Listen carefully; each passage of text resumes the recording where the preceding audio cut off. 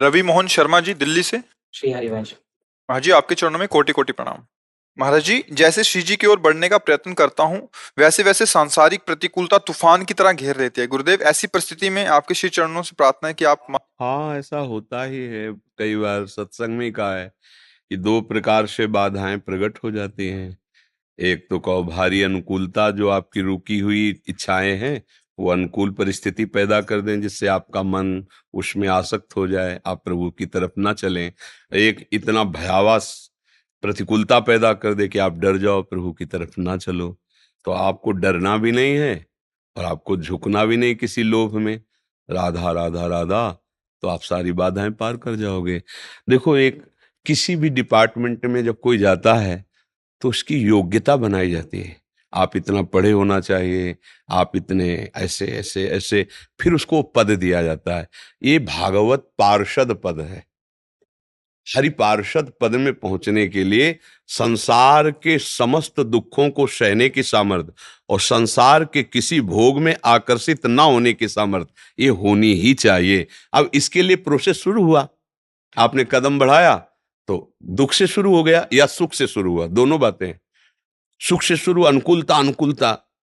जैसे पूज्य भाई जी महाराज जब तन्मयता के लिए तैयार हुए तो एक बड़े अरब खरबपति सेठ आ गए और उनका, भाई जी अब आप तो को तो पता ही है हमारी अवस्था, अब हम ये चाहते हैं कि आप कारोबार संभालो, बंगला गाड़ी और सब व्यवस्था है, अब आप। भाई जी ने कहा नहीं नहीं नहीं, ये सब हमें नहीं चाहिए, हम तो जिस मार्ग में चले। कोई भी वासना आपके हृदय में यदि है तो पहले अनुकूलता भेज दिए, लो भोगो इसको, काय प्रभु की तरफ चलोगे, माया है ना। अगर आप उससे हटे तो फिर प्रतिकूल डराएगी, बिगड़ेगा कुछ नहीं, ये तो पक्का समझ लो।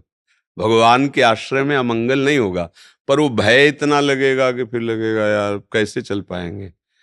जैसे अपने लोग थे ना, तो नई अवस्था थी, लोग कटु वचन बोलते थे, कई कई दिन भोजन नहीं मिलता था, गर्मी सर्दी, कोई प्रोत्साहन देने वाला नहीं था। इन लोगों से ये कहते तुम लोगों को तो प्रतिपल प्रोत्साहन मिल रहा है, हम लोगों को प्रोत्साहन भी देना। बस एक निष्ठा थी कि मुझे भगवान से मिलना है, अब कुछ भी हो जाए, मुझे भगवत प्राप्ति करनी, कुछ भी हो जाए। तो हर दुख सहते हुए फिर आगे बढ़ने का बल मिला।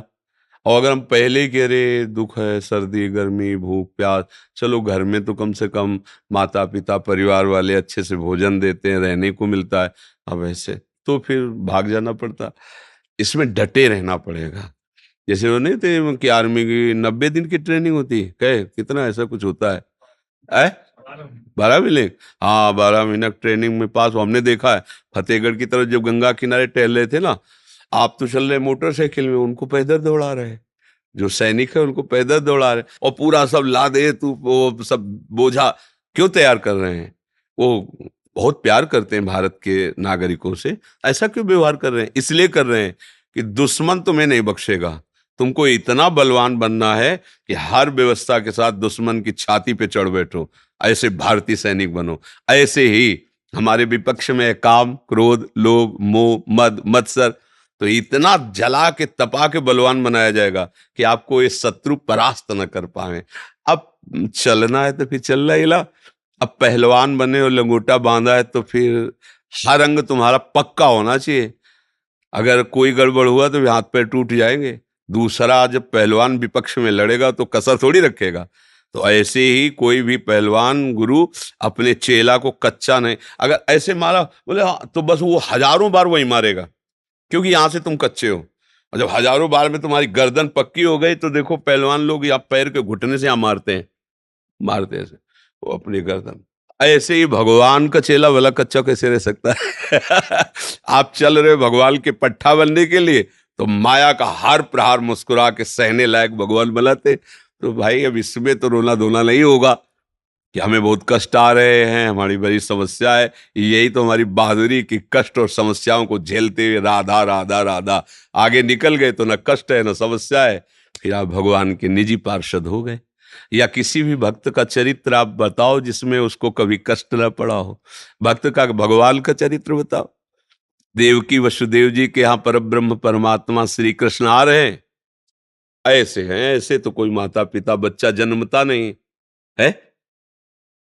भगवान के माई बाप के हथकड़ी बेड़ी पड़ी, कंस के कारागार में राक्षसी स्वभाव वाले, कहीं किसी भी तरह की कोई अनुकूलता नहीं, वहां भगवान पैदा हो रहे हैं। अब आप देखो, महाराज चक्रवर्ती सम्राट हैं दशरथ जी, उनके आप हाहाकार मच गया। 14 वर्ष का वनवास, दशरथ जी का प्राण त्यागना, आगे चल करके वन वन भटकती हुई सिया जी का हरण होना, क्या क्या। तो ये लीला चरित्र पढ़कर हमको धैर्य रखना चाहिए कि जब भगवान अवतरित होते तो मृत्यु लोक में लीला होती, हम तो जीव हैं, हमको तो सहना ही है, और फिर अपने कर्मों का ही हमारे सामने भोग आएगा, अलग नहीं आएगा।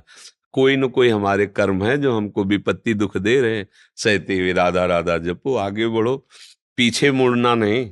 इस मार्ग में पीछे मुड़ने के लिए ही ये सब प्रेरित करेंगे। दुख सुख आकर के अरे छोड़ो चलो संसार की, नहीं, पीछे मुड़ गए तो फिर क्या रह गया। बहादुर वही जो कदम आगे बढ़ाता चला जाए। ये बड़ा वीर पथ है, भक्ति मार्ग बड़ा वीर पथ है जी।